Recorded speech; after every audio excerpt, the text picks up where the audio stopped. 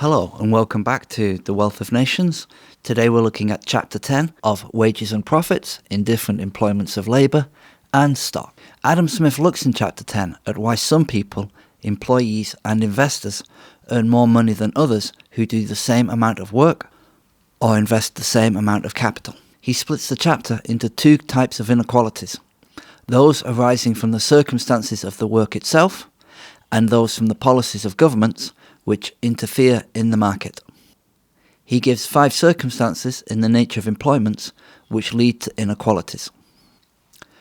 First, the agreeableness or disagreeableness of the employments themselves. Jobs which are unpleasant to do, or dirty, or dangerous, or dishonourable, pay more. This is just as true today. It's why jobs on oil rigs, or cleaning sewers, pay so well. Would you want to go and work on an oil rig? Not unless it paid well. Smith gives a coal miner as an example of a job that pays well, because it is dirty and dangerous, and an executioner as a job that pays well because it is hated. Secondly, the wages of labour vary with the difficulty and expense of learning the business. This is still true today.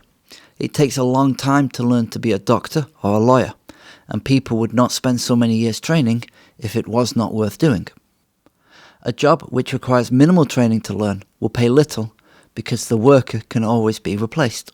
Thirdly, the wages of labour in different occupations vary with the constancy or inconstancy of employment. Some jobs give work more consistently than others.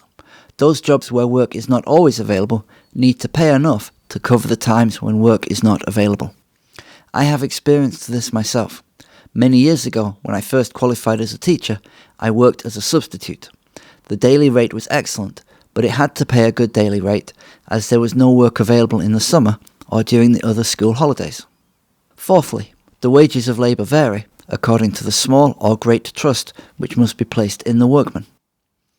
Smith gives doctors and lawyers as an example of this, though I think maybe workers such as babysitters or housekeepers would be better examples. If someone can steal your things, you want to make sure that you are paying them enough that they won't want to. And if someone is looking after your baby, you need to pay them enough to make sure that they'll do a good job. Fifthly, the wages of labour vary according to the probability or improbability of success. If you are not going to succeed at something, why bother doing it? Why put time and effort into something where you will probably fail? I have made this video for you to watch because one day I hope to make money out of YouTube. Please like this video, comment and subscribe. But most people who start YouTube channels will fail to make any money from them. So why do we do it? It's because the money is good. Smith identifies 2 more reasons that also apply to YouTubers now. People will work at making YouTube channels even though they will probably fail because of the glory attached to being a successful YouTuber, and because they overestimate their own abilities. When I told my family I was going to be making these videos, my younger sister asked me, "Are there not lots of videos like this already?" And I said yes, but mine are going to be better.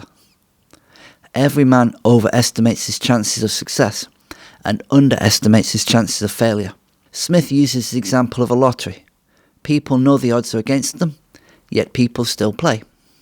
The second type of inequality in wages and profits comes from what Smith calls the policies of Europe, a catch-all term for all rules and regulations, national, international and local.